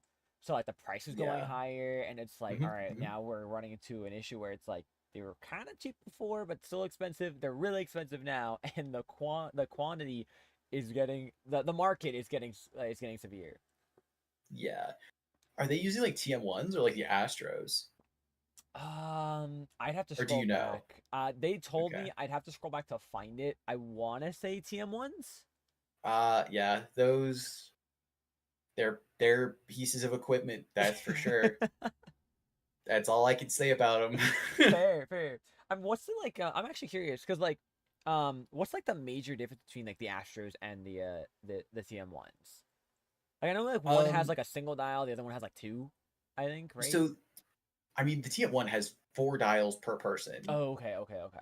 There's a bunch of dials in the TM1. The other thing is just age. So TM1s aren't built to work with most modern headsets. Oh, Like okay. they will because it's a standard, but like the Astro Mix amps, Mm, because they're newer, work with a larger variety of modern headsets. We and they also use um, audio over USB. okay. So there's tends to be less like interference Mm-hmm. and background noise in them in comparison to like a TM1. Yeah, They're also generally easier to troubleshoot because like a TM1 is just kind of a big block of audio equipment yeah. that you can't really dissect in any meaningful way. Got you. But because the Astros are separate pieces of equipment per player, it's easier to isolate a piece of trouble equipment, whether that's a USB or a mix amp Yeah. or a daisy chain cable or whatever the case may be. Okay. Um, but like the Astro mix amps are expensive for our purposes because of how many you need of them. Yeah. Like one of the biggest challenges for lands where if I knew more about like electrical engineering and like audio engineering, I would try to tackle myself is that audio interface. If we could find a way to make an audio interface for Splatoon affordable, that would drastically increase, or well, it would decrease the amount of money we would need to spend per station per tournament. Yeah. I got you. Yeah, because I mean, like I mentioned before, like it's just like the scarcity is real when it comes to like a lot of these things, and I feel like for both too, and of course, obviously, expense is the biggest one because we talked about it before, but Splatoon isn't really in a position where like, in a sense, you're making money from it, or if you're lucky if you break even with certain events, so having to dish out a lot of money for it at the front of it is just like it's a pretty hefty price to pay for like that really really long term like investment and like hold on it. Yeah, yeah. It requires investment for a thing that a lot of people probably aren't even going to think about in 3 years. Yeah. Yeah. So one of the next questions I had was if ongoing size was a worry, but I think we already touched on that It is. earlier. But yeah, Yeah, like we so did yeah, talk a what little bit about that earlier, but the yeah. TLDR, it is. Yeah, I mean, we could get to a point where oh, so is Riptide the only major that does 3 days? No. Well, kind of. Okay. I guess for I like think in general, I guess I'm thinking like in general, right? Like to have other like majors done like 3 days for like maybe Smash Bros or something, but Splatoon's only ever gotten 2 days because we've never needed all three. yeah. So generally, Splatoon takes 3 days. Kind of the notable exception to that was Genesis. Mm-hmm. Genesis wouldn't allow Splatoon to run on the third day because that's when they essentially left the convention center and played and moved their Oh, Smash that's tournament right. Yeah, across the into street. a Yeah, theater. Yeah, across the street. which that So theater we was couldn't have any wild. tournament stuff going. Yeah, so we couldn't have any current tournament stuff going on in there. But then their like LTC was only a 2 day event, Mm-hmm. and then like MomoCon was we didn't need to be a 3 day event. Mm-hmm. So I think we did do 3 days, but it was very I had to stretch that one out for a long time. Mm-hmm. Like a college student who only did half his paper and is like, now I need to fluff it to get it to my word count. Yeah, yeah. Yeah. Um, but yeah, running 3 days is something that we haven't seen a ton of in the past, but I think is going to become more standard practice Got you. Okay. as we grow, as a community, as a competitive scene, as lands, as events. Mm-hmm. Okay. Do you think there's ever going to be a time where like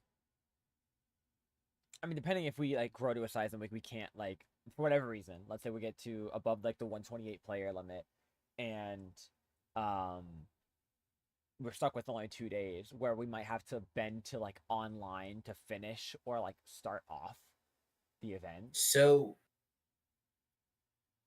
no, Okay. because for that number of teams in that short amount of time, what would probably happen, in my opinion, what should happen is some double in pools so that you can O2 knock some teams out and then go to a more standard format. Okay.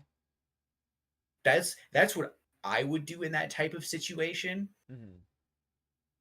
But at least for majors, for Splatland events, we're and I feel pretty confident saying this.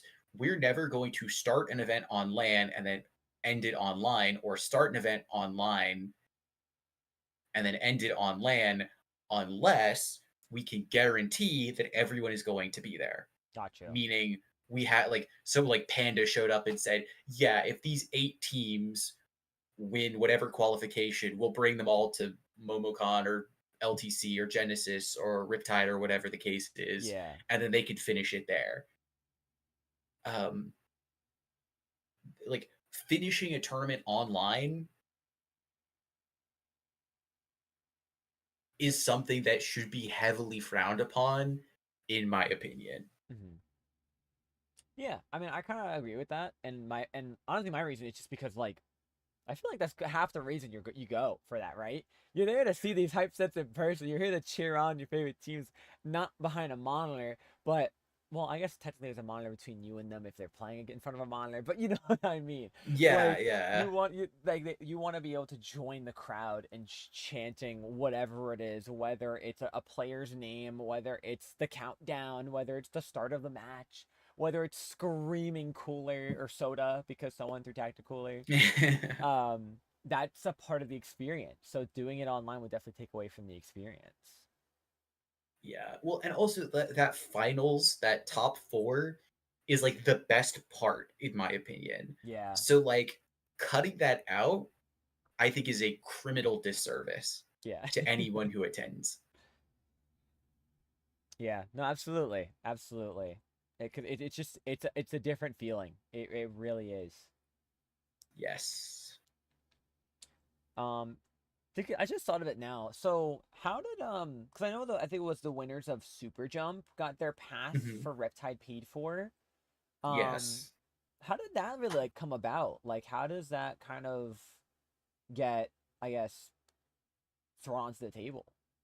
So that's just a like toasty, like pigs being cracking, like a hey, wouldn't this be cool? Oh, yeah. And then we're like, yeah, that would be cool. We're gonna go talk to Aaron about it. Give us a minute. And then like because it's also a mutually beneficial agreement Yeah, yeah. for a major like that to advertise an in-person event Mm-hmm. because like if the pass is the prize, like every single round of that online major, like you could have commentators go, yeah, and they're competing for this shiny Riptide pass Yeah. at the Kalahari September 9th through 11th or whatever the weekend was. Yeah. They're the classic Like, nine statement of they're gonna punch their ticket. yeah, exactly, exactly. Yeah. Which is just good advertising. Yeah, absolutely. Okay. That's cool. Because I always wondered that because I thought it was like a really cool addition, to Yeah. have that. And honestly, it really did help. Like, it does help out like the competitiveness of the event too. Because I mean, as we saw, it was not a one-sided grand finals. Like, it was anyone's game, Oh, which absolutely. again we haven't had since God knows. I guess technically you could say Genesis because Genesis I think was a 3-0 for their Hmm. championship, but it was definitely Yeah. a upset an upset kind of win where like it was a team that no one expected to win the whole thing, but still it's like LTC you had a bracket reset. Riptide this year we almost have a bracket reset. I think Momocon still had like a really good back and forth for their grands. Yeah, it Um did. LAN in general, their brackets mhm. I find always to be the most satisfying because there's always going to be one set, at least one set that's going to go on stream or in person that's going to be close. Yeah. And once that one set is close, it creates a core memory Yeah. for everyone who watches. Even for even if it doesn't create a core memory for the people who watched, for the people who played.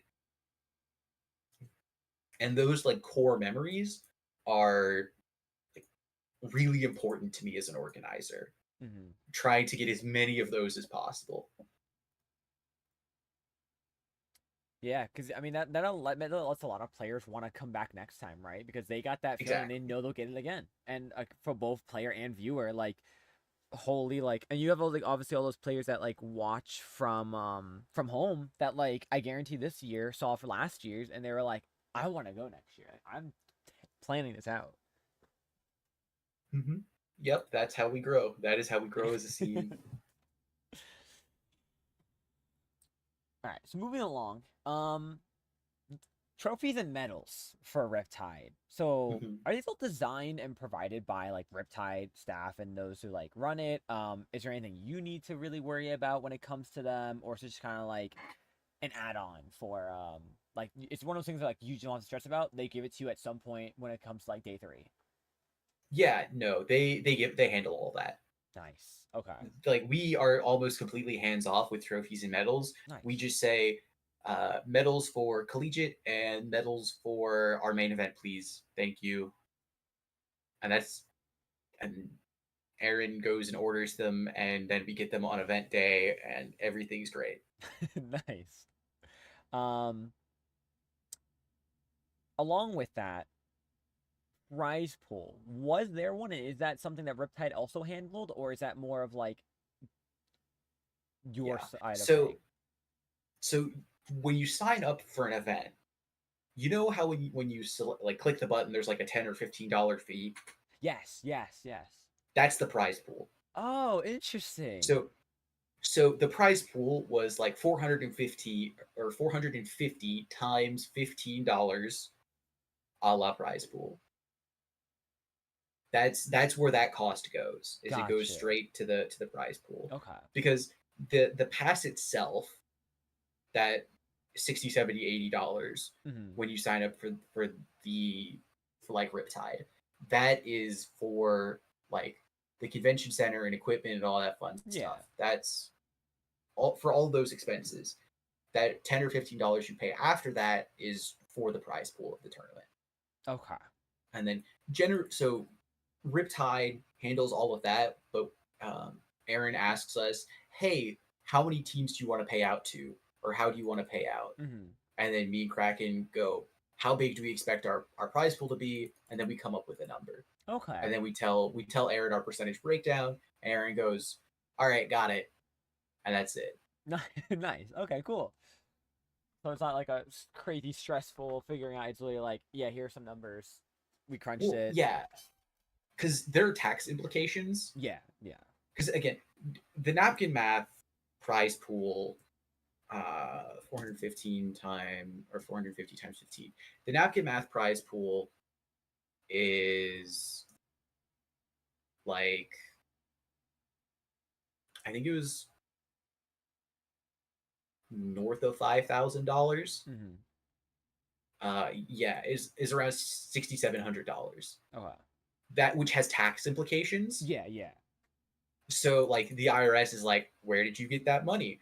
And so that's why like Riptide as an event handles all of that on its own, and none of Yeah. that goes through me or Kraken. Nice. Less stress. Yeah, less stress for us. Well, and then also if the IRS audits Riptide and we messed up, all of a sudden everything's gone pear shaped. Yeah, yeah. Now eyes are starting looking our way, and the sweat builds up. Exactly.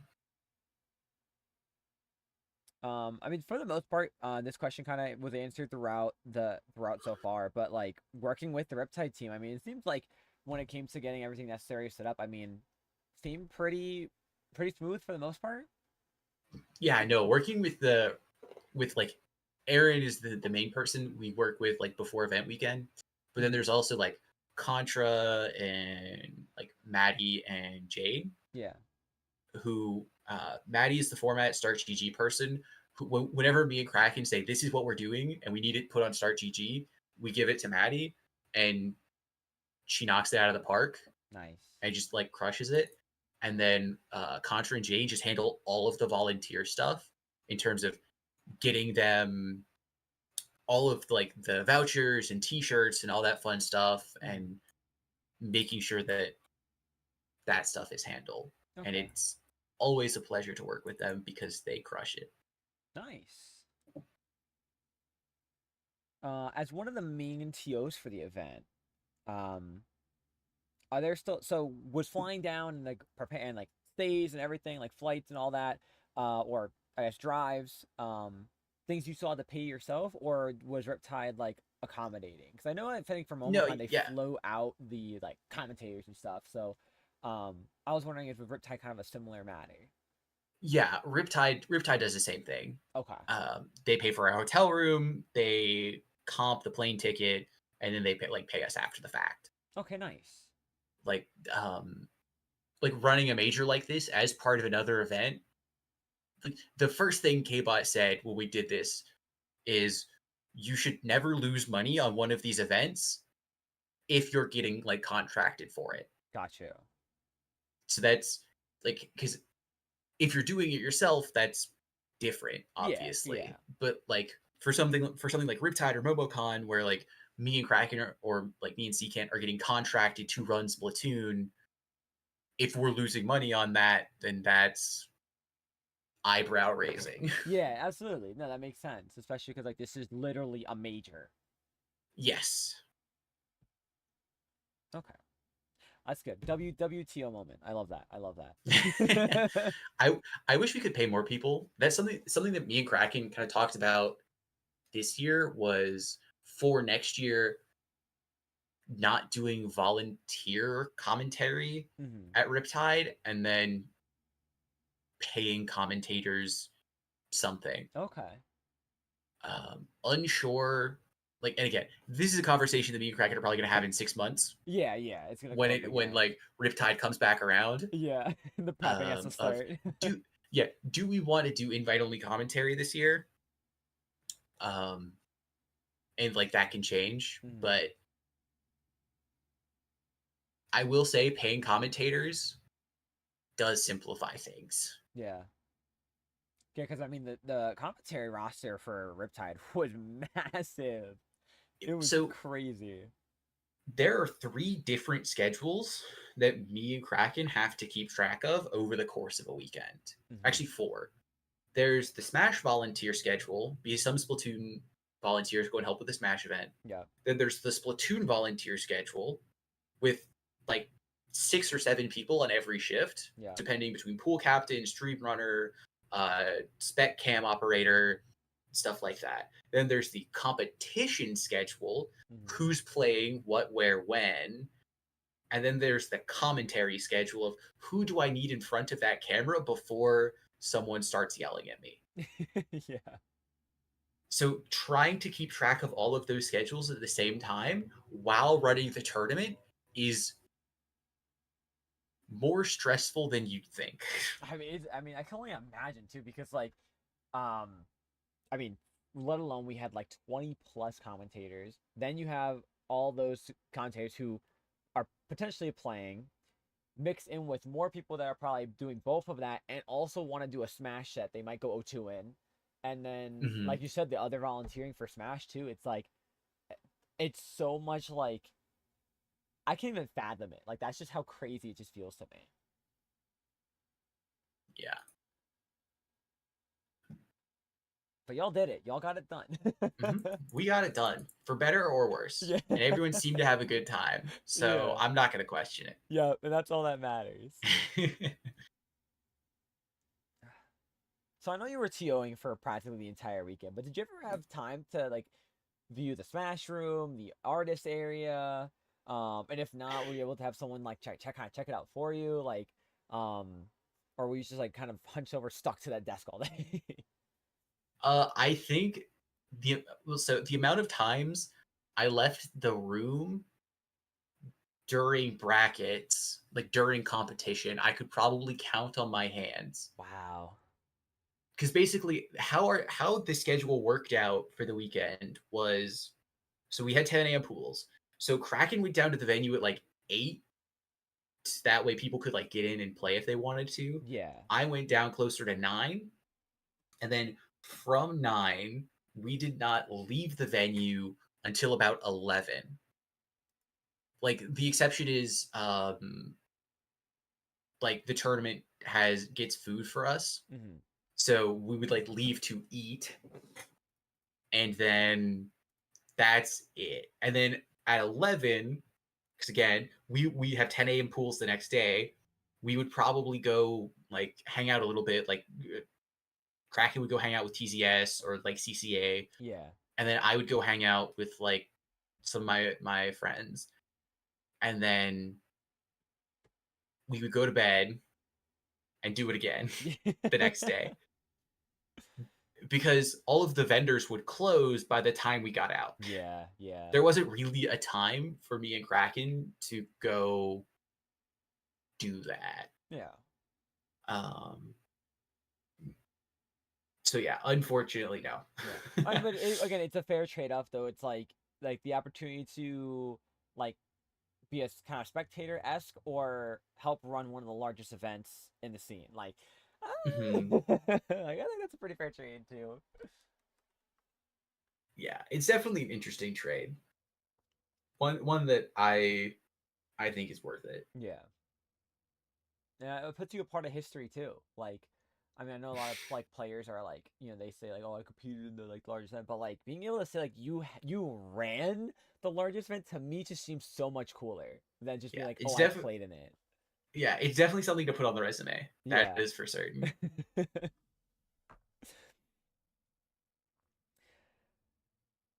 All right, this is what a question I've been really looking forward to.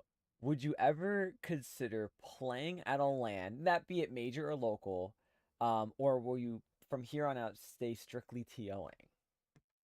I I want to play in another major.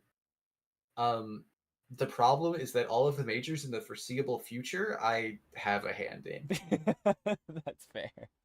So yes, but I need someone else to run one. Yeah, that's fair. which Absolutely. which we're trying to do, for the record. That's not a slight at anyone or Yeah, anything. no, yeah. Flatlands is trying to get more events, Hmm. because like generally more majors is a good thing, Yeah.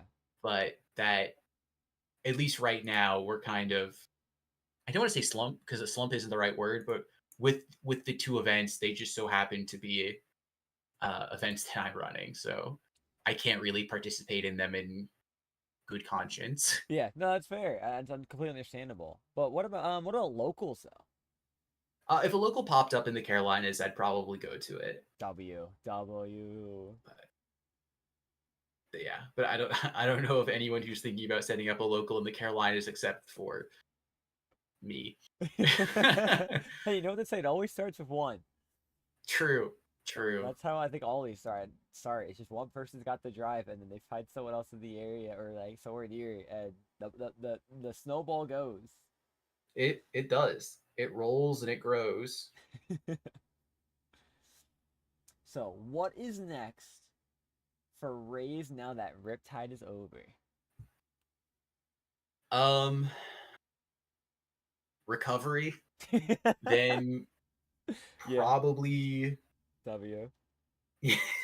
Honestly. then probably after that, Momocon is something I gotta think about pretty soon and locking down details for that. Hmm. Um, there's also IPL stuff on the horizon that I want to do, but that Okay, nice. also requires conversations and stuff that I haven't really had the time to do. Yeah, that's fair. Because of Riptide, so it's probably going to go in the column of things to come in the future. Like the 2025 calendar is something that I'd like to see happen, but I need to get more people on board and commitments and stuff like that. Yeah. Um, but yeah, those are the two prime, and then like college, like Yeah, obviously. yeah, The real life part comes into play now. then there's the real life stuff. Okay. But Awesome. Awesome. I mean, speaking of 2025, Riptide 2025 announced obviously like literally I think the end of Sunday or like Monday morning. yeah, Um, imagine you're looking forward to playing that one out. yeah, it'll be exciting. Because if we grow more, Hmm. then we're gonna have to switch rooms, Yeah. which will be exciting. Because traditionally the room we were in is called, I think, the River Rooms. Okay. Um, but because of our size, we're we actually had to have a conversation with Aaron this year of, hey, you might exceed the legally safe capacity of the room. Yeah. Which I think we actually Loki kind of did at least for during Grant's fight. I said nothing. I said nothing. I said nothing. It was a joke. um, so finding a new place for Splatoon in the venue Yeah. that will not where we won't exceed the legal capacity of the room is something that's very real. Hmm. It's something that I'm just honestly kind of excited for because the conversations that we've had have been moving us potentially closer to the resort. Okay. Although to be honest, we're about as far away as one can get, so everything is closer. Yeah. Yeah. Um, but yeah, which is exciting for me because it shaves a few minutes off my walk every morning. But Yeah, absolutely. I mean, especially for players that like maybe don't stay at the resort too, like having to be able to just kind of go in and it's like, oh, Splatoon's right here. I don't have to like mhm, walk an extra couple minutes as well, as along with my drive. exactly, and then like I'm excited to see what CCA does next year Hmm. because having collegiate teams I think is really cool. Yeah. Just because it's like something that I think kind of validates competitive Splatoon. Yeah, So absolutely. I am always a CCA supporter because that validation I think is really important for our community at large. Because if teams want to go to sponsors, they can say, "Hey, look, we have a collegiate circuit. We have like colleges have bought into this idea." Yeah. So that I think helps the entire scene as a whole, which is why I'm excited. And I want to try to get CCA more stuff in general. Hmm. Like, I need to talk with specifically the MomoCon organizers about trying to get CCA at MomoCon Hmm. That'd be and see so if dope. that's, yeah, well, because, and I know DRF is in chat, so he'd probably be able to correct me, but I'm pretty sure there are a bunch of schools in the Southeast who we could probably convince to go pretty easily, or that I think would be easily convinced, provided I just get the pieces moving at the right time in the right order. Mhm. Yeah, I mean the ZCA has seen such an increase, and I honestly love to see it because like I know that I think a community college near me on the East Coast is actually considering, um, I don't go there, but they're considering I think Splatoon, which is really cool to see that like more schools yeah are like tapping into the idea because they're like wow like this is like y'all are going out doing these things we see you like this is really cool like we should take part of this. Yeah. Like it's also one of the things that I low-key wish I had a CCA team so I could compete again. Yeah, I feel But that. yeah. But yeah, my school sadly does not. DRF does mention in chat there's 5 in Florida, 2 in GA, 1 SC, 1 AL, and 1 in the T 2 in Yeah. TNW. Yeah, a lot of Coastal college schools. Carolina Pog. I'm assuming that's this the South Carolina team. But yeah. Yeah. How does actually that's something I did wonder like sponsorships in general when it comes to like this kind of stuff like I know I think what Red Bull's the most famous one for like events like this but they Mhm. kind of cater more for like Smash and everything but they like help out with it um is there a point you think we get to where like we can like I know that I think that's what needs like Nintendo approval technically but Yeah, you need to have be a Nintendo licensed event to have sponsors because you need an exception. So the community yeah guidelines say you cannot have like XYZ prizes and be associated with XYZ type of yeah companies. yeah yeah Like primarily like crypto betting sites, stuff like that. yeah which is valid. So you have to apply for an exception for that and then become like officially licensed if you want to do something like that. Okay, Um, so now is that something like for let's say like a major like Riptide um something that like for specifically like Splatoon or like helping towards the event, like you like the Splatoon TOs, like you guys would take care of, or is that like the org for Riptide? Riptide as a whole applies for those licenses. Okay, okay, They have to apply for a license for each event, but because they need those licenses, they have to apply for them, and hmm that's something that like Aaron specifically handles because they need like a bunch of them. yeah, Like yeah, Smash Ultimate singles, doubles, crew battle, like I think all need separate licenses. I yeah, could be wrong though.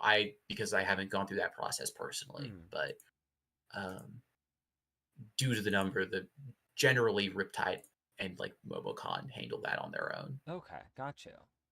But no, like that's like a talk to like want to grow and probably the local scene is like local sponsors, which would be huge. That'd be so cool. But It would be. it makes sense that like probably one you have to find a sponsor that's willing, find the way to contact them appropriately, and then two obviously reach out for the Nintendo exception for it, of like hey we would like to have the sponsor, and then obviously follow all the guidelines for it. Yeah. Well, and also like sponsorships for tournaments are different than sponsorship for players. Mm, Sponsorship for tournaments, I wish we had more of. Um, but a lot of like myself included, we as TOs don't know how to find them.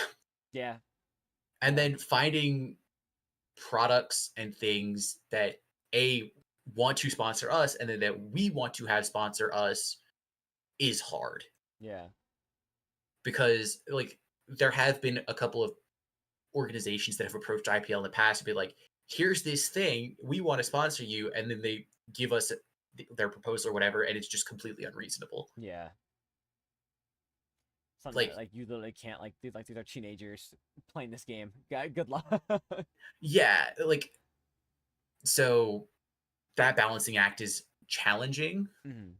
and like I'm not even going to start about player sponsorships, but yeah, Yeah, because they're that's they're like a a whole whole different nother. beast I was about to entirely. say, yeah, I know a joke I have with a lot of friends of mine is uh like I think it's Moist Critical that has like the Moist esports. We're always just like Hmm. wait because like just Moist and Splatoon, Water, Splatoon. I feel like it'd be such a funny thing to combo. Um, but I'm always like just rooting for one of those like big esports orgs. Just like tap into Splatoon because that's all it takes. Is an Hmm. esport org like that to be like, yeah, we see Splatoon, yeah, we'll do it. Let's do it. Let's fly them out to the next major.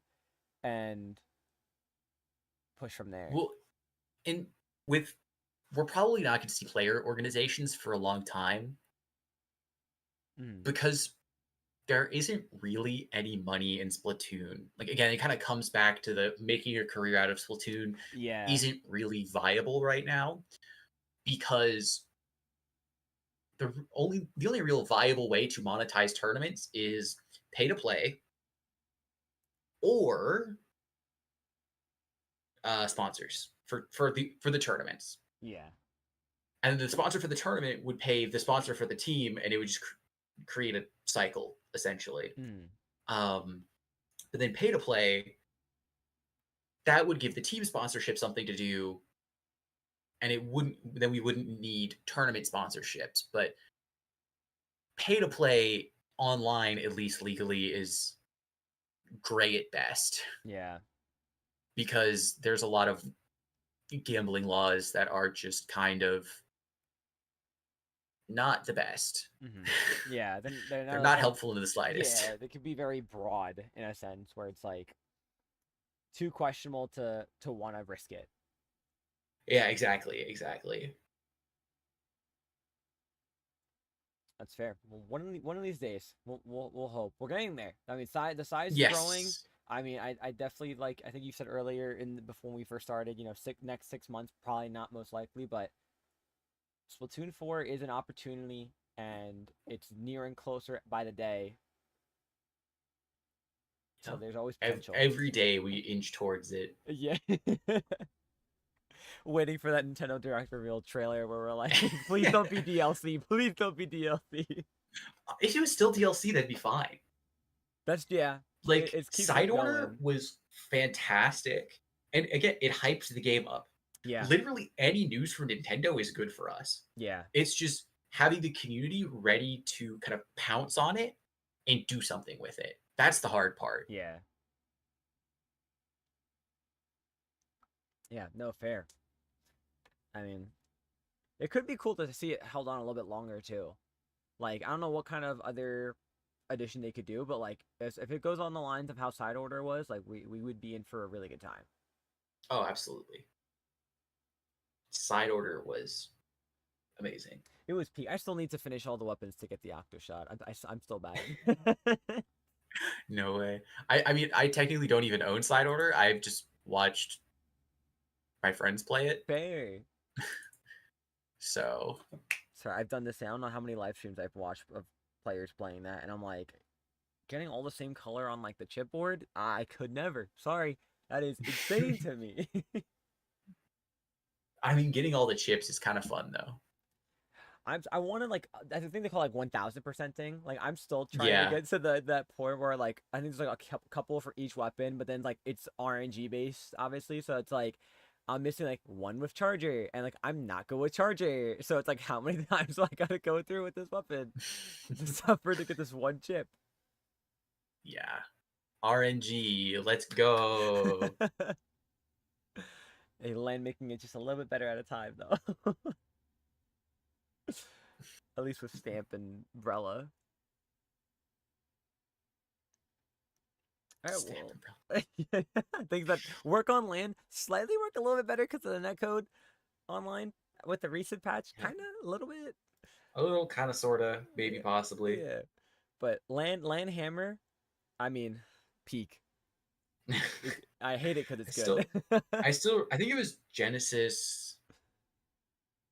It might have been Genesis 6, where Hammer like first come out or first got patched, and like Arashi was the only person who played it, Mm. and then FLC tweeted like after matches were done for the day, something along the lines of "I see only one person read the patch notes today," and it was just like one of those. Oh my gosh. They saw the vision and they full throttled. Yeah. And now I don't think you can go like 1 hour without something immediately being memed on for the patch notes to be like, all right, I gotta check these patches. What's in it? Oh God. yeah. Patch notes. Don't even get me started on them. I think everyone was expecting one too from like the update for the Grand Fest. I'm just remember I'm looking at I'm Mhm. like, why would we get another patch note. It's not even been a week since the last one. Like, there's no Yeah, rush. like they have no time to analyze the data Yeah. that they are gathering. So like what why would they do something now? Eventually, maybe like another month's time, or post like Grand Fest for like a week or so. Once they're like, okay, like this is what we saw as the improvements, but not yet. We'll get there though. Yeah. Yep, we'll get there eventually. Maybe one day Nintendo will make a patch that everyone likes. Oh wait, that's not possible. Yeah, I was about to say. Somewhere someone's not gonna be happy with the littlest change. It's gonna be like a slight nerf to like arrow spray, and it's gonna be all mayhem for the Turf Warriors. There aren't enough turf warriors. But So that's a conversation for a different day, I think. absolutely. Uh, well, I mean, from me, that's everything I got for in regards to Riptide for you as well. So this is the point where I love to give the guest pretty much full reign of the floor. It's all yours. Shout out who you'd like to shout out. Thank who you'd love to thank. Say what you'd like to say. Um, be it good patch or not. Um, take the mic. Oh, what do I want to say? Play more turf war, watch more tournaments, respect your TOs, stop engaging with people on Twitter. Yeah. I think that's one of the best like ending quotes I've ever heard. I'm glad I could provide. So it's some pure educational information. I love that. It's everything. Yeah, I try my best. Oh, man. All right, well then, if that's all that you have, um, Yeah, and that's all I want to scream from the rooftops right now. all right, absolutely. So, all right, well then, with that, then that's gonna wrap up this episode of the Cactus Patch. Once again, huge thank you and shout out to Raze coming on out, talking about Riptide, and just anything and everything from there to even like how they got into TOing. I mean, Raze, personally for me, thank you so much for coming on to the podcast. It was an immense pleasure to have you on. Yeah, thank you for having me. It's a pleasure to be here and to talk to people. I always enjoy this. Absolutely, spread the information and find out things that maybe people were curious about but never thought of to be able to ask in the moment because they're too busy watching people flex their e-liters online. But yeah, with that, that's gonna be the end of this episode. Thank you all so much for watching, and we'll see you next time. Same time, or no, probably not same time, but same place, same host. Enjoy the rest of your nights, evenings, or days. Laters.